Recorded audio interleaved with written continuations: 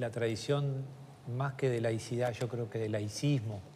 Está bien, me pareció interesante esa perspectiva. Igualmente, con los antecedentes que tenemos de el conflicto tan aguerrido que tuvimos el año pasado en torno a la educación, que el presidente se haga presente simbólicamente a mí como sociedad me da un mensaje de compromiso. Y con ese mensaje de compromiso después yo voy a poder pararme y decir qué pasa que ese compromiso no está o que bien ese compromiso se hizo más explícito. Yo creo que el presidente, aparte de representarnos a todos, es la institución presidencial. Y la institución presidencial que se haga presente se puede hacer demagógicamente. Y eso es responsabilidad de quien lo hace. Pero también... La pregunta es más que con la intención del presidente, es cómo se recibe el mensaje en la sociedad. A mí me parece bien porque me parece que la presidencia de la República tiene que tener un compromiso in extremo con la educación. Yo como madre de un alumno de la escuela pública, la verdad que me gusta. Me gusta que el presidente de mi país, sea quien sea, asume ese compromiso de ir y dar la cara, sobre todo después de haber mandado decretar la esencialidad para la educación. A mí me parece un buen síntoma que diga, bueno, si hice esto, tal vez no fue lo mejor, qué sé yo, pero bueno, acá estoy.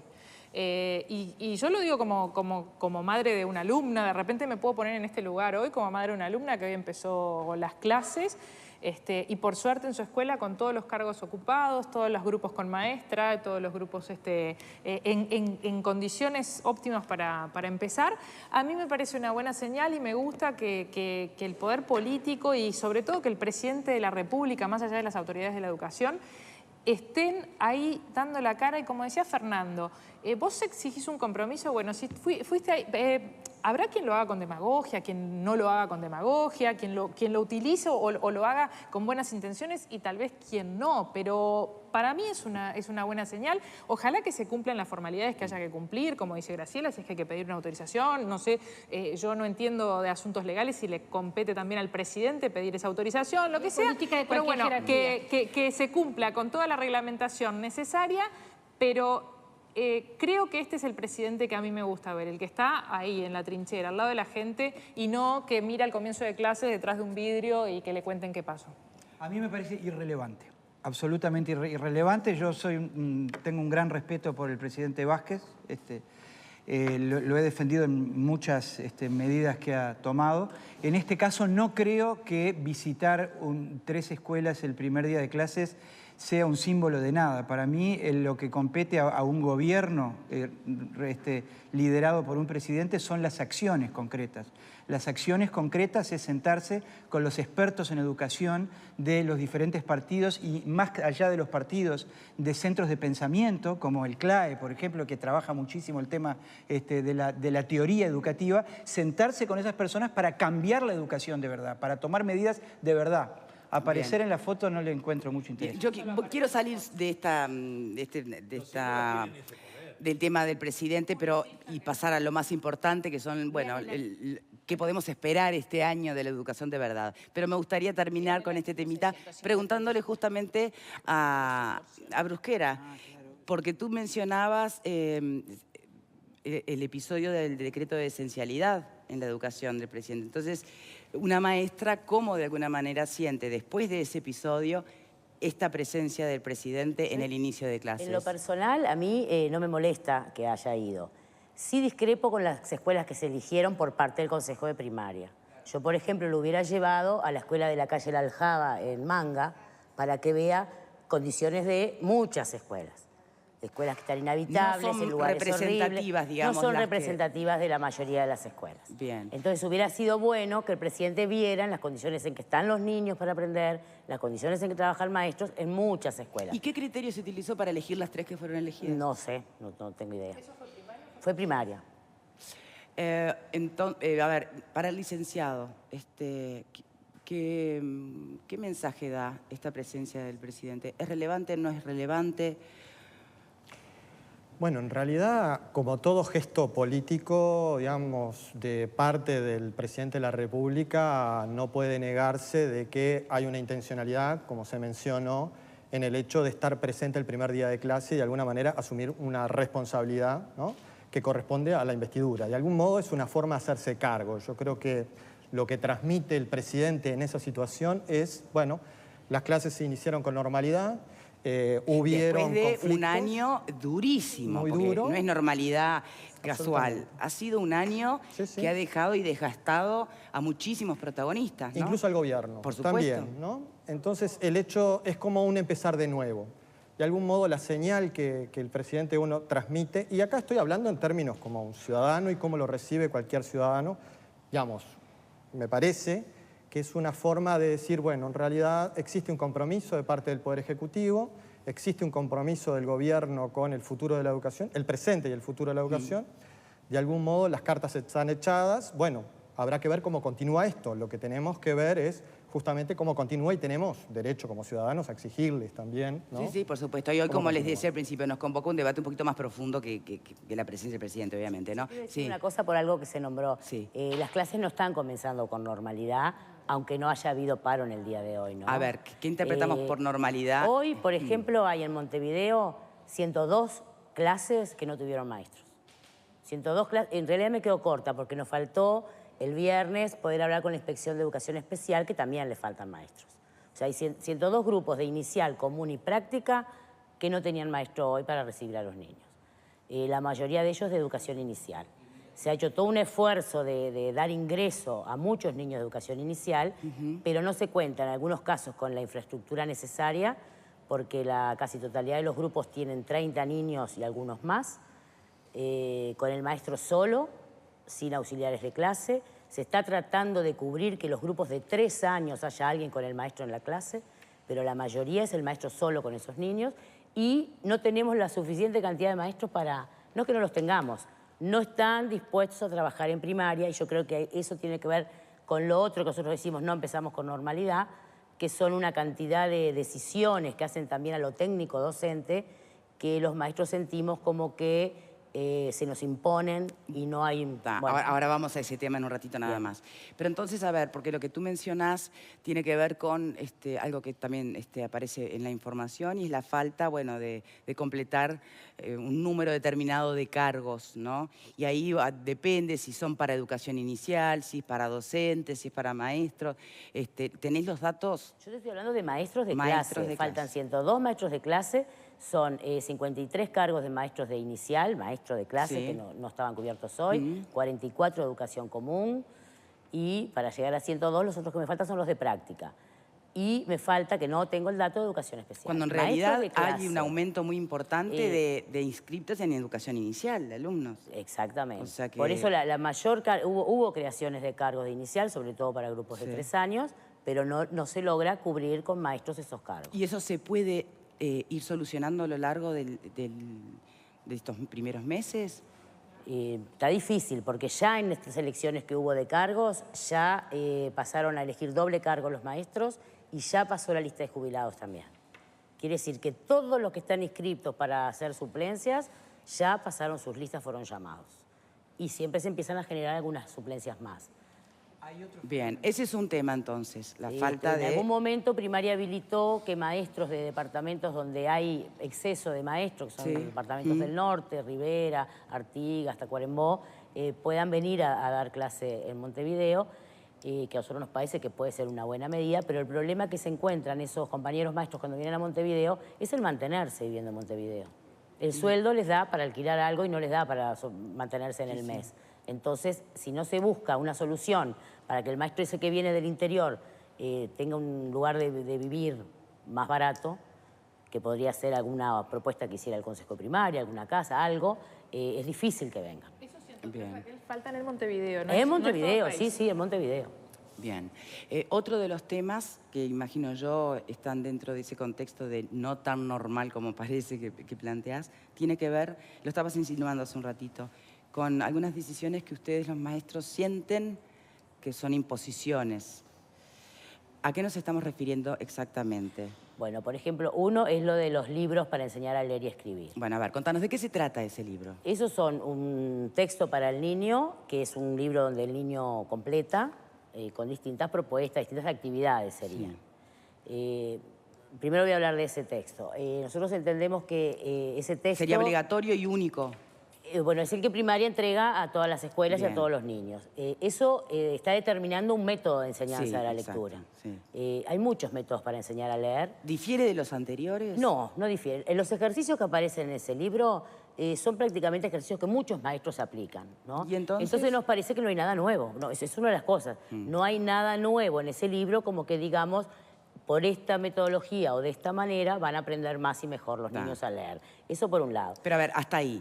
Si no fuera por el kit que acompaña el libro, vas a ir a eso ahora, ¿no? No, quería seguir algo de los métodos de lectura. Ah, está, pero aunque no sea nada nuevo, aunque no genere, bueno, tal vez con argumentación, rechazo a la propuesta, ¿molesta? Nos molesta que se quiera imponer su uso. Si bien se ha dicho que no va a ser obligatorio el uso por parte del maestro, el Consejo Pro mismo creó una comisión integrada por inspectores para ver cómo esos inspectores pueden promover que los maestros usen el libro. ¿Qué quiere decir? Convencerlos. Tenemos que usar el libro. También se ha hablado en algún momento que por lo menos 3 veces por semana hay que usarlo. O sea, cosas que corren, ¿verdad? Eso está generando en los maestros mucho cuestión de que me van a venir a decir cuántas veces tengo que hacer cuentas, cuántas veces tengo que leer el libro, cuántas veces... No es así como La otra se pregunta en trabaja, realidad es, ¿fueron invitados los maestros a tomar la decisión sobre la relevancia de este libro? No, la Federación Uruguaya del Magisterio recibió una invitación cuando ya estaban los libros armados. Se le presentaron los libros, estaba también la TD, estaban gente de los cursos de formación en servicio, que se empezaron a comentar algunas cosas, pero el libro ya estaba en imprenta, que quizás para más adelante se tenga en cuenta. Yo sobre eso también quiero decir otra cosa. El Consejo, el periodo anterior, no, el anterior Consejo, hizo un llamado a maestros a presentar textos para las clases. A nosotros nos pareció que eso fue una muy buena iniciativa, porque el maestro que está en la clase tiene esa vivencia propia de las dificultades y las cosas por donde van. Se presentaron muchas propuestas de texto de lectura para primero, segundo, para todas las clases escolares fueron, y después se armaron unos tribunales que seleccionaron los textos. Nos parece que es un procedimiento también distinto, ¿verdad? Que hace a que el que está en la clase trabajando con los niños también ve qué propuestas de lectura, qué cosas pueden servir más. Bien. Hasta aquí, ¿qué opina el panel? Yo siempre entiendo que a los maestros y a los profesores no se nos reconoce nuestra condición de profesionales. O se nos reconoce la condición de profesionales de clase B. Yo siempre digo que los universitarios parece que en general son los que están tomando decisiones, bueno, en el mejor de los casos. Nos consideran de clase B. Yo, como tengo cartoncito de los dos lados, siempre digo lo mismo, no tengo ni complejo de inferioridad ni complejo de superioridad. Los maestros y los profesores, además de los aumentos de salario, lo que requieren y es lo que debe darse, y las experiencias exitosas así lo indican, es que hay que darles la responsabilidad profesional que tienen. Escucharlos, compartir, decirles, muchachos, ¿cómo salimos de esta? Porque que estamos en una situación complicada, estamos. ¿Te parece una imposición este libro en yo particular? estuve en el Codicen desde 2005 al 2010 y estuve en ese proceso que se llamó a los tribunales y nos pareció muy bien, el Codicen estaba de acuerdo y después, bueno, vino el Plan Ceibal, que a mí yo era prácticamente una hereje. ¿Qué se hizo con el Plan Ceibal? Los maestros y los profesores, los maestros y después los profesores, pero los maestros no tuvieron la menor idea, ni siquiera pasó por Codicen. Ahora aparecen los libros de lectura otra vez, el Plan Ceibal cuesta $50 millones por año, digo, es una improvisación muy grande. Y la otra cosa, yo coincido, porque duele a los profesionales. Háganselo a un médico, háganselo a un publicista, háganselo a un licenciado.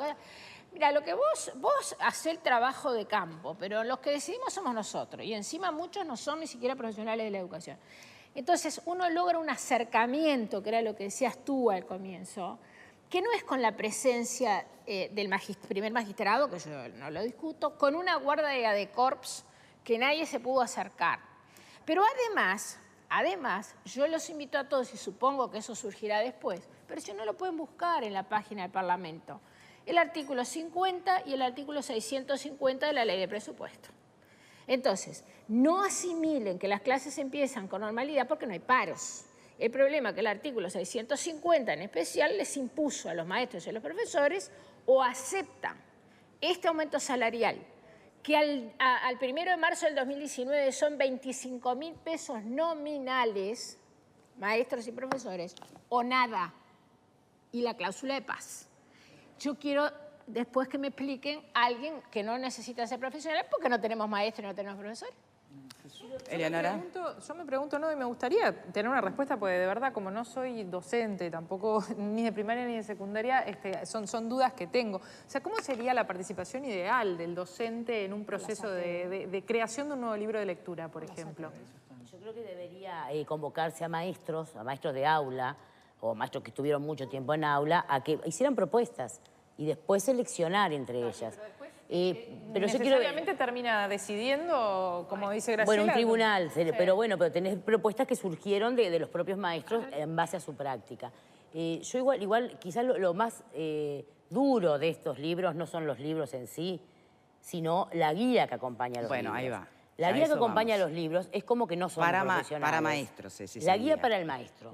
Yo, lástima que no traje ninguno, pero por ejemplo dice, lea el texto, realice tal pregunta, escriba en el pizarrón tal cosa. Claro, a ver, es una tomadura de pelo. Es como un kit que te viene, ¿viste? El manual de uso de la aplicación, ¿no? Entonces, exacto, es brutal. ¿Y quién decidió eso? ¿Ustedes saben? Bueno, eso los que lo idearon, los que lo elaboraron, es la gente que está trabajando en Prolea a nivel de Codicen. Que después lo otro que yo decía, hay muchos métodos de lectura y ese te tira por un camino. Yo fui maestra de primero un año nada más en mi vida, pero no todos los niños aprenden igual. Yo tenía que recurrir a diferentes estrategias o diferentes métodos según cómo veía que el niño tenía la dificultad y por este método no marchaba y tenía que recurrir a otro. Quizás una de las cosas que se argumenta es que los maestros no sabemos enseñar a leer y escribir. Quizás haya, en la época mía no, porque era central. Teníamos, me acuerdo, un libro que leíamos que era La querella de los métodos, que justamente te exponía distintos métodos para enseñar a leer y escribir y a favor y en contra de cada uno. Había muchos métodos para enseñar a leer. Bien. Quizás haya una carencia en la formación docente actual, pero entonces vayamos ahí, demos las herramientas a los maestros para que salgan mejor preparados, ¿no? Si me permiten, en este momento, porque por supuesto llamamos por teléfono desde la producción para que pudieran asistir o integrantes de la NEPO del Codicen, era un día complejo, pero sí, nadie podía, pero sí tenemos en este momento en una conversación telefónica en vivo a Robert Silva, que es el consejero del Codicen, Consejo Directivo Central, único integrante de la oposición, tengo entendido, ¿no? Silva, ¿me escucha? ¿Qué tal? Un gusto estar conversando contigo.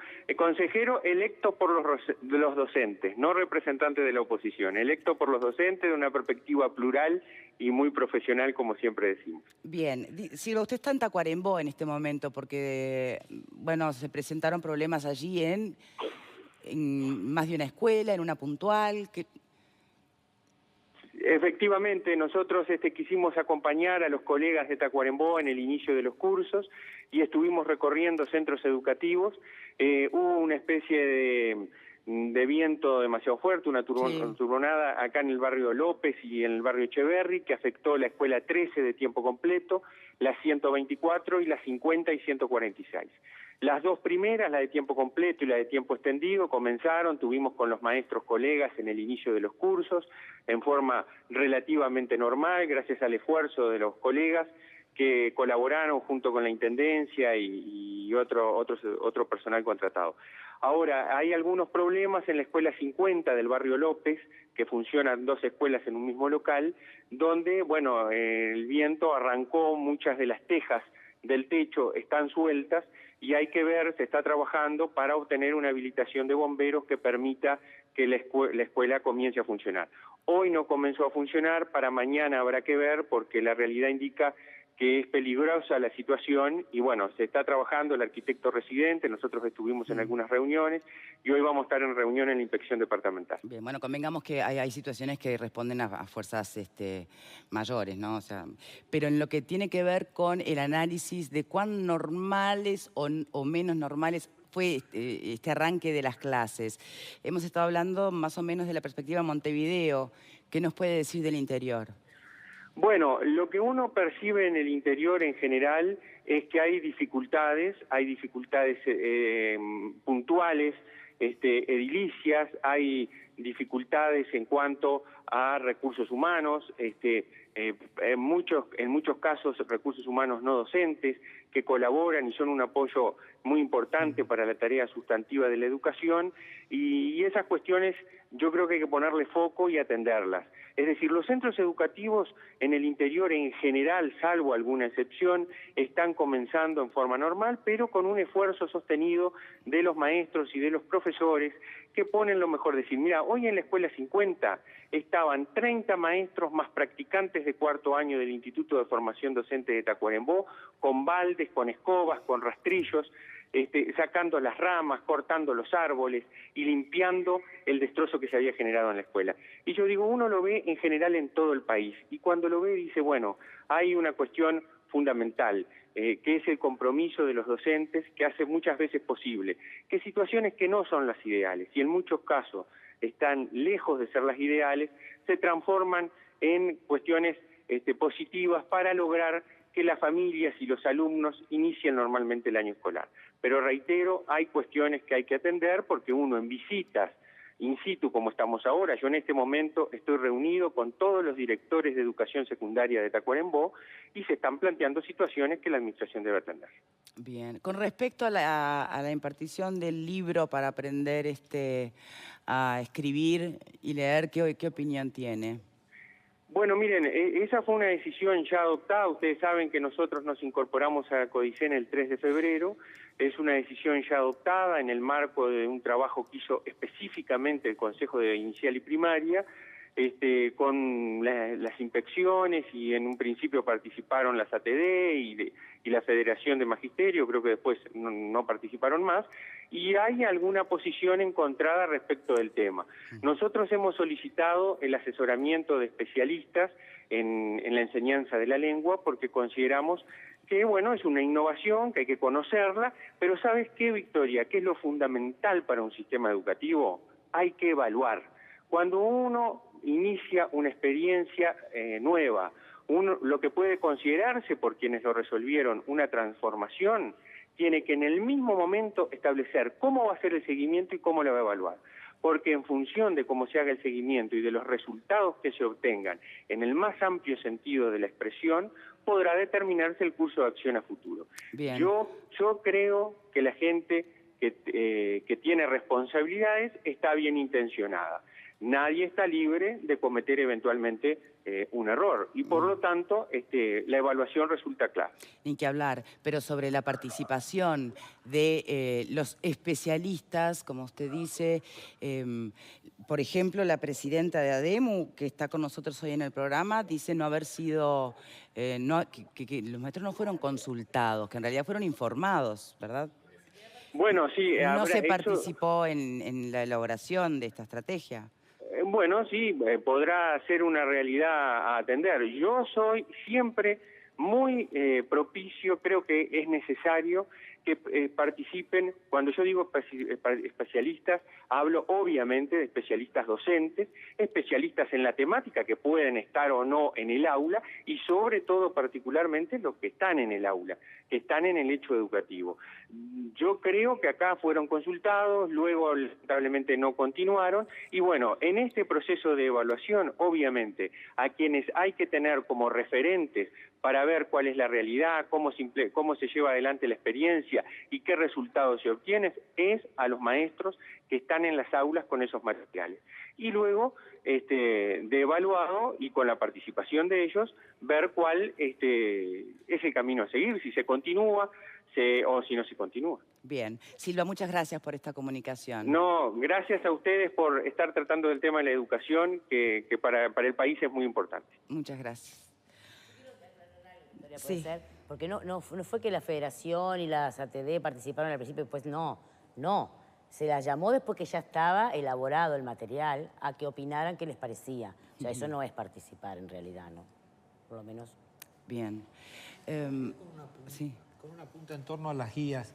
Las guías siempre tienen un problema, que marcan la ruta que la propuesta, en este caso el libro, tiene.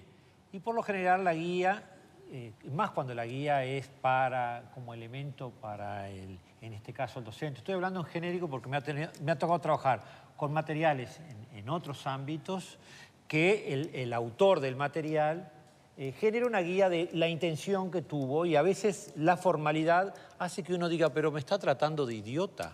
Bueno, pero a ver, la indicación que citaba Brusquera es debatible, ¿no? Yo sé, puedo... Lo entiendo. Que orienten, pero no. Pero la guía, nuevamente las guías siguen siendo una guía. Capaz que no es correcta y quizás será una cosa criticable. Lo que yo pienso es que uno se enfrenta a un material, uno tiene por delante una población, en este caso los educandos, los estudiantes, y uno tiene una guía del autor de ese material. Lo que está entre medio de todo eso es una cosa que se llama pensamiento crítico, que es lo que alguien debiera utilizar bajo cualquier circunstancia, porque nunca ningún texto ni ninguna guía va a desarrollar la propuesta adecuada. ¿Por qué? Porque el elemento humano, la interacción, la dinámica, la dialéctica hace que, de hecho, la capacidad de aprendizaje de los alumnos es tan diversa como cantidad de alumnos haya, inclusive, ¿no? Entonces, creo que es verdad que puede ser que el planteamiento de la guía tenga esa lectura y un docente se pueda sentir de alguna manera minimizado, se pueda sentir de alguna manera decir, bueno, pero no están considerando mi profesionalidad, pero igualmente hay algo que está por sobre eso. Que te interrumpa. De todas maneras, la obligatoriedad no está definida del uso de este material. Por eso mismo. Bien. Por eso mismo. Igual lo de las guías yo creo que estaban de más. Por lo menos planteadas como están planteadas, porque es realmente una falta de respeto al maestro. Quizás podía haber alguna cuestión filosófica, alguna cuestión más de conceptos pedagógicos, de didáctica, ¿no? Otras cosas, pero no la tienen que leer, la guía, para ver. Es como para que venga alguien que no sabe nada de educación y si toma, enseñar a leer con este libro. Y no va a poder enseñar a leer con ese libro. O sea, no necesitarías un maestro de sí, cualquier persona que le das el libro y que con eso no va a poder enseñar a leer, siguiendo esa guía, si no sabe otras cosas. Gracias. Yo, una pastillita nomás. Opónganse a la opinión de los inspectores. Opónganse, porque hemos vuelto, y lo he dicho en reiteración real, porque lo he vivido y sufrido directamente, en los últimos años hemos vuelto al viejo criterio de inspector, fiscalista y fiscalizador, que yo creo que primaria le costó más dejarlo que secundaria, me parece, por lo que conozco el sistema educativo que algo conozco, pero ahora, ponete, tenés lío, y lío feo, porque te bajan puntaje. Y no es cierto que no tengamos antigüedad calificada. Que tendríamos que tener antigüedad más calificada, de acuerdo. Más cursos, de acuerdo. Pero te bajan 5 puntos en un escalafón y el año siguiente elegís 20 lugares más abajo. Yo creo que en este tema, como en muchos temas que tienen que ver con el problema de la educación, la dificultad es que se genera una propuesta homogénea de arriba hacia abajo. Y en realidad, lo que demuestra la investigación en educación en el mundo es que hay que hacerlo de abajo arriba. Cada comunidad tiene una determinada realidad, tiene determinados parámetros pedagógicos que hay que atender y por eso es tan importante lo que decía hoy Graciela al principio, el que tiene que ver con la autonomización de los centros educativos, que los docentes y los directores se empoderen en cuanto a los contenidos curriculares, que esos contenidos respondan a la realidad social en que ellos se mueven. Bien, y no una propuesta homogénea que viene de arriba. Perdóname que introduzca entonces otro tema, que es otro de los debates pendientes también, porque eso se vincula directo con el tema de la repetición. La autonomización es una cosa. Ahora, ¿cuáles son los criterios que de alguna manera van a primar para que se entienda que a determinada edad o en determinado grado hay cierto tipo de conocimientos que tienen que tener incorporados y cuáles no? A ver, licenciado. Sí, yo creo que más allá, no voy a entrar en la discusión de la decisión concreta que toma cada maestro en cada situación particular, porque me parece que en ese sentido no me sentiría, digamos, autorizado para juzgar. Pero sí me parece que lo que sí podemos discutir es la repetición es un instrumento pedagógico y esto lo sabe cualquiera. Pero ahora dicen que no sirve. Entonces, a ver, yo voy a tratar de explicar lo que quiero decir cuando digo que es un instrumento pedagógico. Como cualquier instrumento pedagógico y como lo planteaba Raquel, uno puede utilizar distintos instrumentos dependiendo de la situación. Cualquier docente lo sabe. El problema, a mí me parece, con la repetición y poner el acento exclusivamente en la repetición, es que aparecen dos ideas juntas que me parece que hay que empezar a separar. La primera, que es una característica, yo recuerdo cuando era estudiante de que había, no voy a hablar qué liceo, pero el examen de matemática lo daban 100 estudiantes si aprobaban 10. Y eso era una prueba del grado de exigencia que ese liceo tenía. Durante mucho tiempo nos acostumbramos a esta idea de que, ¿no?, la exigencia tiene que ver con cuántos quedan en el camino, ¿no? Entonces, esa es me parece que es una manera de interpretar la repetición y una manera inadecuada de utilizar la repetición. Otra forma, que me parece que es lo que sí hay que entrar a discutir y que me parece que no es sí repetición, no repetición, es qué pasa cuando la repetición es utilizada una vez y no funciona. Esta es la discusión que me parece que hay que instalar. ¿Cuáles son los recursos que se generan en una institución cuando los procedimientos que se utilizan no están dando los resultados adecuados? ¿De quién es la responsabilidad? Porque si utilizamos reiteradamente como mecanismo la repetición, y acá no estoy discutiendo y quiero salir porque no me corresponde juzgar la situación particular de cada docente en cada situación, esto es del orden de la autonomía profesional. Pero sí me parece que se puede juzgar y como sociedad podemos plantearlo y como de alguna manera también quienes estamos en el ámbito de la educación es por qué el único recurso a veces que se utiliza, ¿no?, para enfrentar ciertas situaciones es la repetición y es más, es sinónimo de calidad. Parecería ser de que si no se repite en una institución, esa institución no es de calidad. Veamos los liceos privados, termino, sí. Veamos lo que ocurre en los liceos privados, justamente.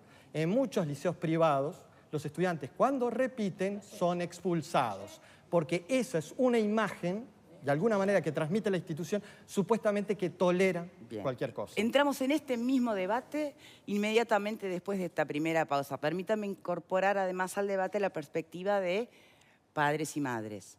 Hay muchos padres o madres que cuando llega la noticia de que el niño o niña tiene que repetir, ponen el grito en el cielo, no comparten la decisión, y hay otros que lo entienden y hasta que se alegran porque después el tiempo les demostró que esa repetición era necesaria para ese niño, tal vez no desde un punto de vista académico, sí emocional. Entonces, permítanme también introducir la perspectiva de los padres, que es la de los niños y de cómo experimentan la repetición sí, la repetición no también. Hacemos la primera pausa. Primero te saludo, Vero. Muchas gracias, Victoria. Y sí, también abrimos la cancha para que desde casa nos digan qué piensan al respecto. Y con este inicio de clases hoy, para ver si creen que será un año menos conflictivo. Esa es la pregunta. ¿Crees que será un año menos conflictivo? Y nos pueden hacer saber qué piensan enviando un SMS al 1212 con la palabra Boca 1 por la opción sí y Boca 2 por la opción no. Estamos esperando también sus comentarios a través de nuestro mail estabocaesmia@tele12.com, Twitter, @estabocaesmia12 y Facebook, estabocaesmia12. Vamos a ir leyendo también en el correr del programa los comentarios que llegan a través del SMS. Para eso tienen que mandar justamente un mensaje de texto con la palabra Boca. Dejan un espacio, nos comentan lo que piensan y lo mandan al 1212. Bien, nos vamos a la pausa recordándoles que Vía Confort los invita, ya que vuelven las clases y como dicen ellos, vuelven los recreos, a que aprovechen las ofertas increíbles que tiene para ustedes.